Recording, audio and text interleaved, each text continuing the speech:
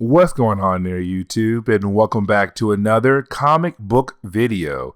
Okay, guys, so we are basically going to continue our coverage over the Reign of X era of X-Men comics. Of course, this is a new beginning for the X-Men comics after the X of Swords crossover event. Now, with that being said, of course, when it comes to Reign of X, the earlier books were more of telling us what are each character or each team is going to be doing in this new beginning for the X-Men comics. And so with that being said, we actually pick up with Marauders number 16. Now, of course, this is the first book in the Reign of X era of X-Men comics. And of course, it actually picks up with a storyline we were covering before X of Swords. Because remember, before X of Swords, basically Kitty Pryde and Emma Frost were going to get revenge against Sebastian Shaw. Because before X of Swords, Sebastian Shaw actually killed off Kitty Pryde. Now, the reason why he actually did that is because he was trying to take over basically the Hellfire Club, because if Kitty Pryde's around, the company is split into three people. But if he's able to get rid of her and replace her position with his son, then basically it will be 2 against 1. Him and his son against Emma Frost, and he would have complete control over the Hellfire Club. Now, that plan did fall apart because Kitty Pryde was able to come back to life. But with her being brought back to life, of course, now Kitty Pryde and Emma Frost, they're going to get revenge against Sebastian Shaw for even trying to kill off Kitty Pryde in the first place, so that he can have complete control of the Hellfire Club, but to also do more shady deals behind the scenes. And so here we are, Marauders number 16. Now, of course, we actually begin today's storyline with Bishop meeting up with Storm. Now, of course, I do want to mention at this point in Marvel Comics, Bishop is actually Red Bishop. And what I mean is that when it comes to the Hellfire Club, you have 3 people in charge: Kitty Pryde, Emma Frost, Sebastian Shaw. Now, they all have a code name: Kitty Pryde, Red Queen; Emma Frost, the White Queen; Sebastian Shaw, the Black King. Now, of course, with these 3 characters being in charge, they each control a particular part of the Hellfire Club. But they all have someone second in charge of their particular area of the Hellfire Club. And so for Kitty Pryde, it is Bishop, and he's called the Red Bishop because she is the Red Queen of the Hellfire Club. Now, with all that being said right now, you actually do have Bishop meeting up with Storm. And the reason why, because Bishop and Storm are trying to figure out how Kitty Pryde died. Now, Emma Frost and Kitty Pryde, they know that she was killed off by Sebastian Shaw. But Storm, Bishop, and the rest of the Marauders have no idea it was Sebastian Shaw until Bishop tells Storm that he found a particular plant on the body of Kitty Pryde. And of course, this takes place before X of Swords, but that plant is very native to COPPA. And so, of course, you have Bishop and Storm realize it had to be Sebastian Shaw. But of course, Bishop feels like Sebastian Shaw might get away with this because he's on the Quiet Council. Because remember, the Quiet Council is basically a group of mutants who come together to make big time decisions for the actual island. And of course, we actually do pick up with Kitty Pryde and Emma Frost paying a visit over to Sebastian Shaw. Now, of course, this visit is not going to be a pleasant visit because you do have Kitty Pryde and Emma Frost coming in guns blazing and just attacking Sebastian Shaw. Now, they're able to get the one up on him by basically using some kind of medicine or whatever as a way to cancel out Sebastian Shaw's powers. And so right now he cannot use his mutant ability at all. He's basically a defenseless man, but of course he deserves this. And so you do have Kitty Pryde, Emma Frost begin to attack him. Now, this is the moment you actually do have Emma Frost tell us that Sebastian Shaw has been secretly working with the company known as Ferendi.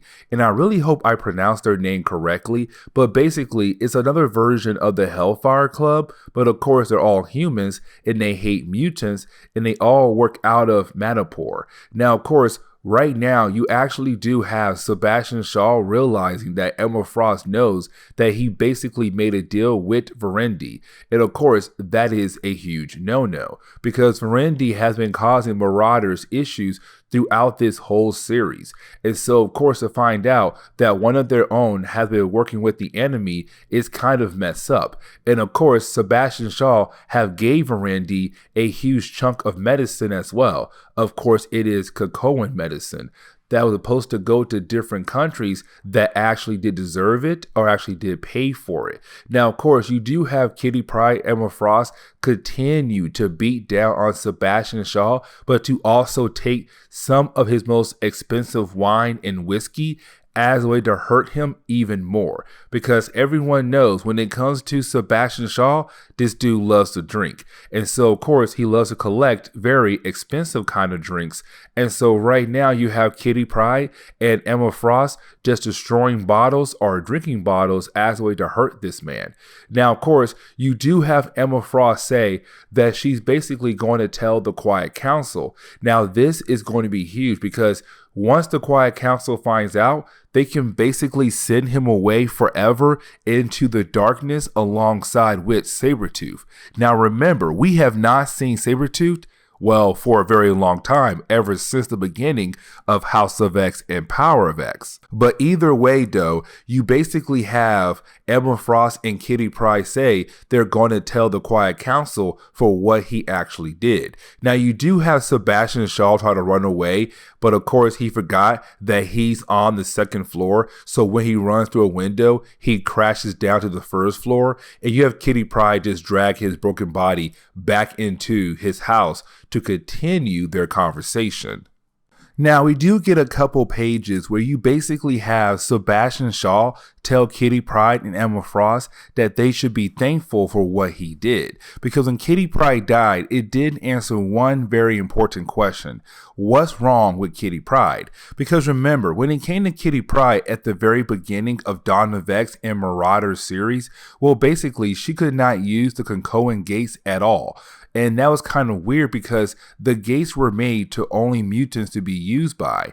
But of course, she could not use it. And the question was now, is she a mutant or not? Now, of course, we all knew she was a mutant, but for some strange reason, she could not use the actual Krakoan gates.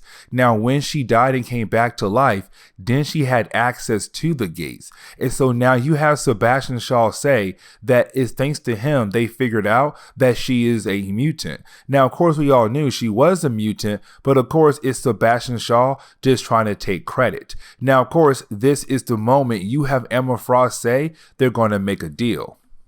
Now, before they're actually able to make that deal, that is the moment you have Storm and Lockheed appear into the room. Now, of course, Storm is very angry.